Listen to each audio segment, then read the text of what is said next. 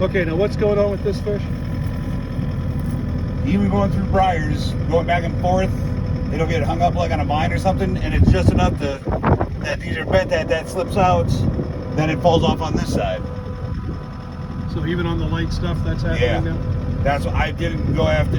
I really didn't go after any clips of autumn olive. It was just all briar, and enough of that got hooked up on the guard. The cane? And this, because that's bent, this keeps slipping out. Okay.